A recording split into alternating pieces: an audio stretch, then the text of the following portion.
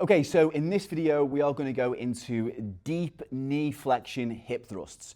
So what we're going to do here is to really kind of get into those hips from the hip flexors, but we're also going to be able to get into the quadriceps here as well at the same time, because there's a crossover between the hips, okay, yeah, and the hip flexors and the quadriceps as well. So what we're going to do is to really kind of attack both of those areas within this stretch now. So what we're going to do is to adopt the kneeling position. And first of all, we want to get into a position whereby we just sit into this position here where the backside is basically touching the heels, okay? Now, for some of you who may have like really tight quads, okay, yeah, this might be quite uncomfortable and quite painful, all right? What I'd like you to do first of all is just get used to sitting in this position here. You may find that you need to come up after a couple of seconds, just to release the tension and then come back down again, okay, like so. But then after you've done this for a minute or so, okay, yeah, your quadriceps will start to really kind of loosen off, all right? And then in that position there, then you should be able then to start then the exercise that we're going to go into. So what we're going to look to do with this one is from this position, okay, yeah, so the backside here is coming towards now the heels. We're now going to bring the arms back, okay, yeah, like so.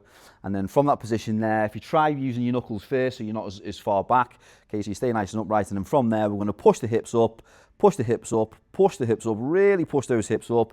You're going to squeeze the glutes as much as you possibly can, drive those hips up as much as you can, try to get into that extension, and then just slowly lower yourself down, and then go back up again. Push the hips up, squeeze, okay, you'll feel it in the quads, okay, a little bit in the hips as well, and then come back down like so, okay. Once we've done 5 there, we're then going to change the position.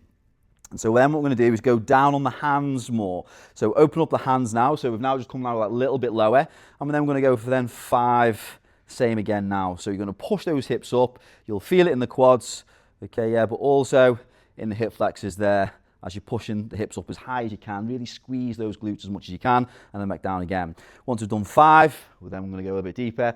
Okay, I'm going to try elbows. So from here, you may need to just bring your knees wider, go down towards your elbows here, like this position, and nearly drive the hips up, really push them right the way up, squeeze the glutes, and then relax.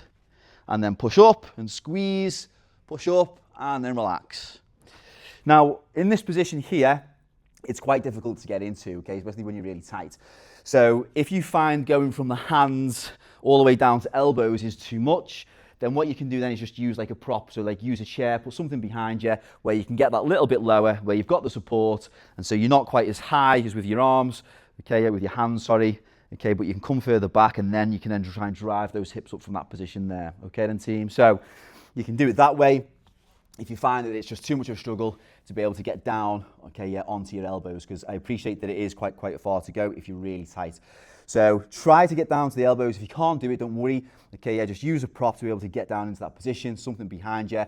Grab hold of that just so you can lean back. Okay then team, so we want to do 5 in each position, get down as low as you can, push up a couple of seconds, and then move all the way through. Okay then team, away you go.